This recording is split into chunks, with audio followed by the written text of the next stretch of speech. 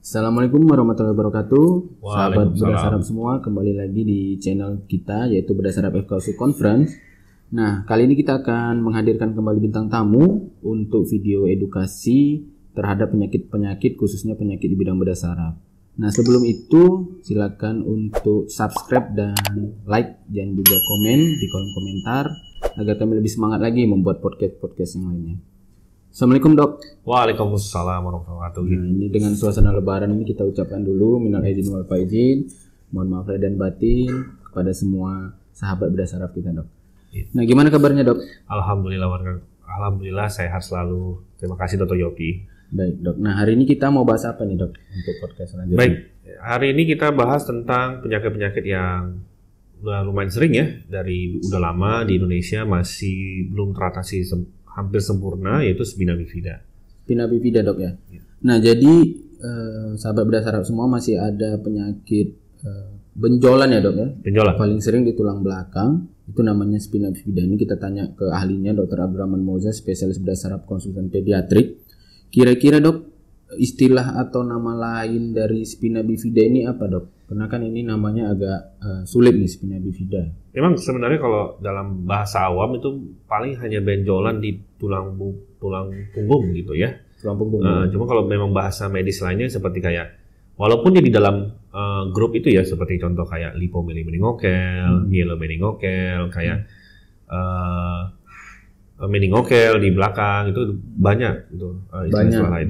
Banyak groupingnya, Dok, ya. Grouping ya, benar sekali. Tapi secara garis besar yaitu spina bifida. Spina bifida. Atau benjolan paling sering di tulang belakang, mungkin di daerah punggung ke bawah ya, Dok, ya. Ya, sebenarnya spina bifida itu tidak belum tentu karena ada benjolan. Nah, jadi artinya kan memang kalau kita lihat bahasanya spine, tulang punggung, bifida ada dua atau bifid atau cacat atau gimana? Atau cacat.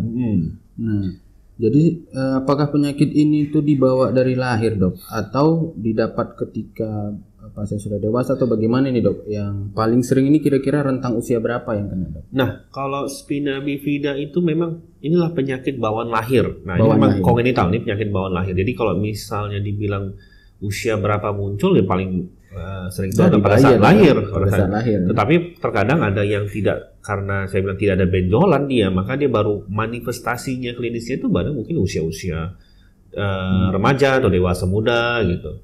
Ada juga yang bisa sampai remaja baru ketahuan ya, Dok? Baru ketahuan, iya. Dia paling dia hanya keluhan kok, saya buang air kecilnya agak sulit ya.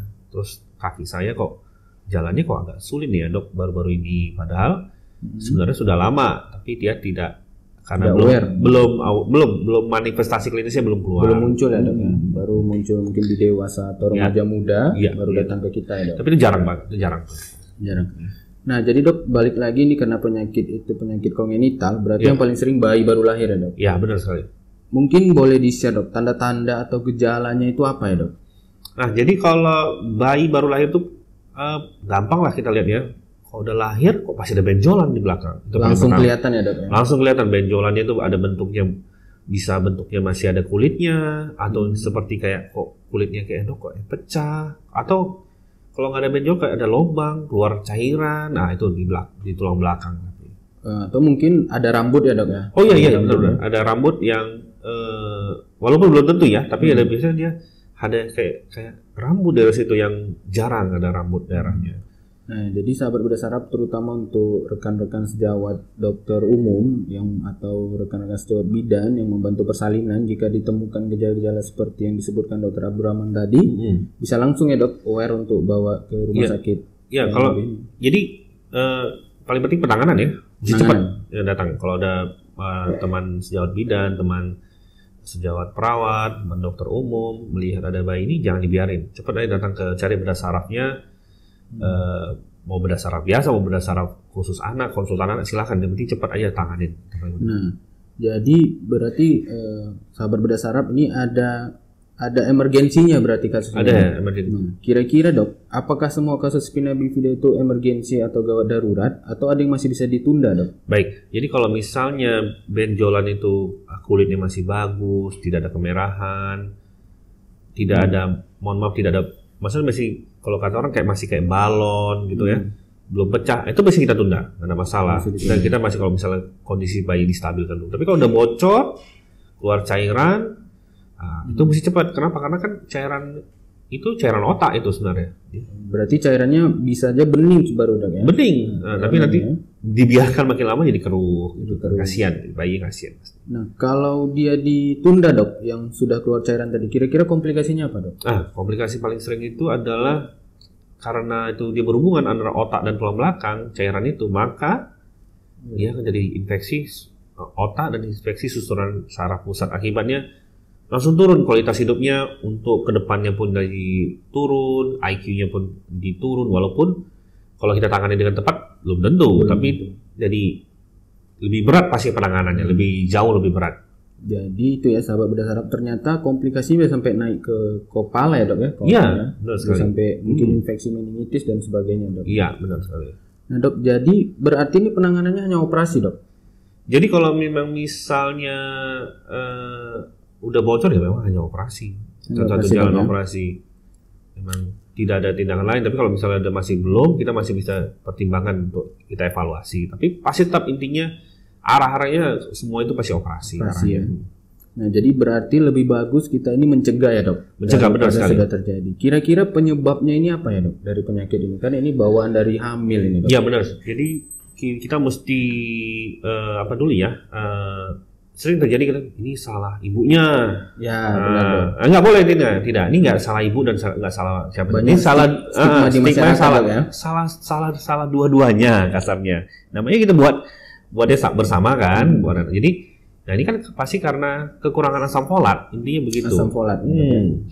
Asam folat itu gizi kan ya dok. Gizi. Satu zat gizi waktu hamil ya dok. Iya, jadi satu gizi waktu hamil. Nah, memang baiknya itu asam folat itu kita kira-kira ada dosisnya atau bagaimana nih dok? Ya jadi sebelum kita masuk ke asam folat, jadi dosisnya berapa? Kita mesti tahu dulu nih sekarang. Kenapa bayi-bayi? Kenapa kita lihat lah kita secara epidemiologi ya, secara general kalau kita lihat teman-teman kita deh, teman-teman saya juga. Kapanlah ke dokter kebidanan? Nah itu mungkin trimester kedua atau ketiga dok, waktu mau melahirkan. Ya itu kalau yang menengah, yang di daerah ya, di daerah kampung. Tapi kalau di kota gimana? Di kota ke Objin sering dari awal. Salah. Pada saat dia sudah nggak mens sebulan. Sudah nggak mens sebulan, berarti ada keterlambatan. Ada keterlambatan sebulan. Jadi sebenarnya jadi kan ini pasien ini asam folat. Nah asam folat ini adalah intinya dia mesti diberikan pada saat sebelum hamil. Sebelum hamil, dan dia bekerjanya pada 2 minggu, paling utama itu 2 minggu pertama kehamilan atau sebulan pertama kehamilan. Sedangkan kita di masyarakat biasanya terlambat ya dok. Terlambat, jadi sering jadi datang, dok kita udah telat sebulan lebih. Jadi udah walaupun diberikan asam folat, tetap asam folat masih berguna, tapi tidak semaksimal 2 minggu pertama. Jadi baru kita masuk tadi dosisnya berapa sebenarnya? Dosisnya dok. Nah dosisnya itu sebelum, jadi kalau misalnya ada orang-orang, kalau kita sekarang kan ada orang-orang nikahan, atau apa mesti dibilang kasih obat asam folat 1 tablet aja selama 1 tablet sebelum nikah. Kan ada biasanya itu ada yang sekarang ini ya. Di KUA ada mulai ada cek apa kan, cek prenikah ya, pernikah, cek hal pranikah kan. Itu kan bisa 2 bulan sebelum itu, 3 bulan sebelum, minum asam folat dua-duanya, bapak dan ibu. Nggak apa-apa loh, apa gunanya pada laki-laki. Nah jadi kita mesti lihat dulu, ini kan kita mohon maaf ya pada pemirsa ya, ini negara negara Indonesia ini negara yang tidak meratifikasi tembakau kan. Dia artinya jadi artinya dia merokok nggak ada masalah. Iya. Nggak, ya maksudnya nggak terlalu ketat lah dalam hal merokok kita kan. Iya dok. Nah merokok belum itu, ada batasan ini ya dok. Betul. Merokok itu juga sendiri membuat kualitas sperma kan turun. Iya. Jadi gangguan itu. Jadi makanya jadi dengan minum asam folat, bapaknya mesti berhenti ngerokok ya, misalnya bapaknya berhenti ngerokok, minum asam folat, meningkatkan kualitas sperma. Itu ada penelitian yang dari Jepang, saya udah lupa tahun berapa. Tapi itu meningkatkan sekitar 20-30% kesuburan. Suburan dok. Nah, sedangkan pada perempuan untuk menghilangkan penyakit-penyakit bawaan lahir 90%. 90%. Dengan obat murah itu 90% bisa Satu hilang. tablet per hari. Iya, 1 tablet per hari aja. Nah, jadi gitu ya sahabat Bedah Saraf. Dengan di apotek mungkin tersedia banyak. Oh, tersedia banyak, mereknya banyak, tidak ada masalah. Jadi akibat merek banyak, jadi harga pasti murah. Jadi itu ternyata asam folat itu penting. Iya. Terkadang kita hamil ini fokusnya ke tablet besi gitu dok. Iya, ya tetap zat besi itu perlu, Tapi asam folatnya dilupakan. lupain. kadang. Padahal itu yang termasuk yang paling penting. Jadi bagi teman-teman yang mau hamil, pokoknya mesti sebelum itu kalau bisa nih di luar negeri udah biasa itu Langsung ya dok. setelah mens pertama orang minum asam folat. Memang efek sampingnya asam folat itu dia terjadi konstipasi, susah buang air besar. Itu aja ya cuma efek samping. Tapi kan dia menghilangkan Yang lebih penyakit besar lagi. komunitas 90%. Itu dia. Nah dok, ini ada juga pertanyaan dari sahabat Bedah Saraf kita di rumah. Iya. Kira-kira hubungan dengan hewan peliharaan dok di Oh, rumah ada ada. nggak ini dok? Bagus sekali itu pertanyaan. Jadi hewan peliharaan kalau misalnya itu kucing dan Kucing. lain-lain ya, itu paling sering kucing ya. Saya Kucing. kalau hewan yang lain belum tahu Iya. nih. Kucing itu paling memang kuman toxoplasma itu memang dia hidup dia di bulu-bulu itu memang. Karena apa? Bulu sama kotoran kucing itu memang dia hidup di situ. Kenapa? Gunanya supaya tikus itu makan itu, maka tikus itu jadi lambat perjalanannya, jadi refleksnya lebih turun dan dia lebih gampang dekat sama kucing ya. Itu dan dimakan. Jadi memang itu life cycle-nya begitu, ya kan?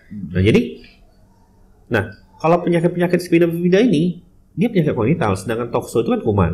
Jadi dia beda penyakit. Beda penyakit ya dok? Tapi memang bisa meningkatkan resiko untuk jadi gangguan lahir, gangguan bawaan lahir. Jadi kalau ada kucing di rumah, usahakan makannya itu adalah makan mahal kasarnya. Dan kebersihan kucingnya mungkin Kebersihan kucingnya mesti lebih oke lah kasar. Terus yang kedua, nggak usah biarkan aja kucing di dalam itu. Kalau ada orang hamil, dibiarkan aja di dalam kandang. dibiarkan. Nggak usah Dibatasi tetap ya dok? Dibatasi betul-betul, dibatasi total lah gitu kasarnya. Kucing itu memang sering dimandiin, kasih makanan yang nggak terkontaminan, yang BAB-nya cepat dibersihkan, jangan pokoknya telaten lah kasarnya. Ya, baik dok. Nah jadi sahabat Bedah Saraf masih ada hubungan resiko, meningkatkan resiko untuk terjadi penyakit bawaan lahir ini ya dok? Iya benar sekali. Peliharaan. Apalagi kalau yang peliharanya kebersihannya tidak terjaga ya dok?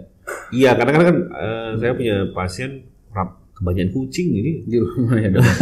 jadi pusing juga kan, kasihan. Walaupun memang kucingnya namanya dia pencinta kucing ya, mau gimana ya, tapi kalau memang nggak sanggup jangan banyak-banyak gitu. Saya rasa dibatasin. Baik dok. Nah terus ini ada lagi pertanyaan dok. Kira-kira kalau sudah pernah terkena sekali dok, nanti hamil kedua, ketiga atau selanjutnya ada resiko lagi nggak untuk terjadinya penyakit kongenital spina bifida ini dok? Ya, jadi karena penyakit ini penyakit dari bawaan lahir, gen sudah pasti akan terjadi, bisa terjadi lagi pada Ada resiko ya. Nah, tapi kita bisa cegah.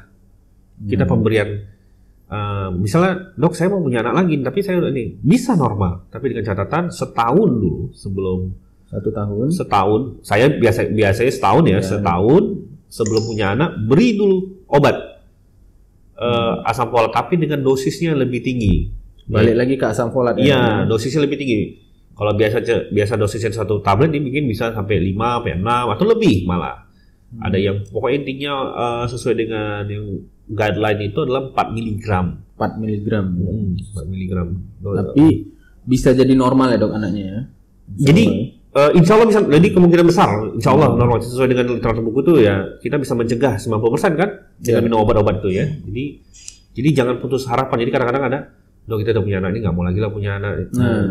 Oh nggak boleh, bisa boleh, tetap boleh. Tapi dengan catatan ya sama-sama ya, bapaknya juga berhenti ngerokok, ibunya juga minum asam folat, bapaknya minum asam folat, gitu ya. Dan selalu sebelum hamil, perencanaan hamil dengan matang, pasti bisa insya Allah. Nah itu tadi kembali lagi ya sahabat Bedah Saraf. Jadi pencegahan untuk khusus penyakit ini adalah pencegahan lebih baik ya dok. Karena kalau sudah terjadi, mau tidak mau harus kita kemungkinan operatif ya dok. Iya, karena kelemahannya itu adalah kalau sudah terjadi ya namanya dari Allah ya kita ini ya, cuman kalau sudah terjadi jadi mohon maaf jadi burden ya, jadi maksudnya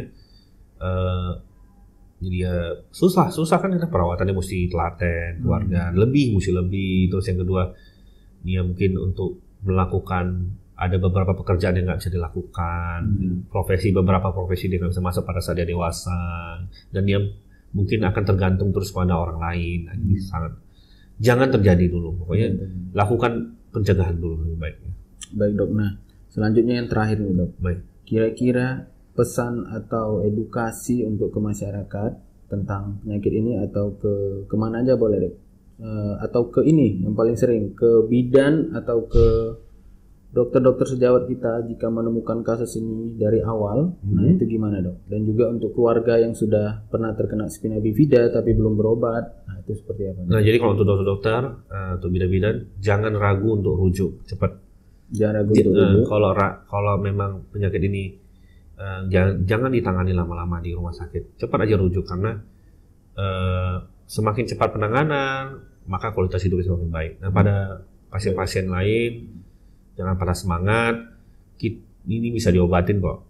Tapi memang butuh waktu. Apakah bisa normal kembali dok? Ya kita kan target kita nggak normal, tapi target kita adalah dia bisa mandiri. Target kita bisa mandiri dok ya untuk kedepannya. Bisa mandiri dan bisa tidak tergantung pada orang. Itu target kita. Meningkatkan kualitas hidup. Meningkatkan kualitas hidup. Nah jadi itu ya sahabat bedah saraf semua. Nah jadi ini akhir dari podcast kita. Ingat untuk spina bifida ini adalah edukasi ya dok, untuk konsumsi asam folat dan juga untuk pencegahan lebih baik daripada tindakan atau operatif. Mungkin itu aja sahabat bedah saraf. Terima kasih yang sudah melihat podcast kita. Jangan lupa untuk subscribe dan komen serta share. Terima kasih dok. Terima kasih. Kita pamit. Assalamualaikum warahmatullahi wabarakatuh. Waalaikumsalam warahmatullahi wabarakatuh.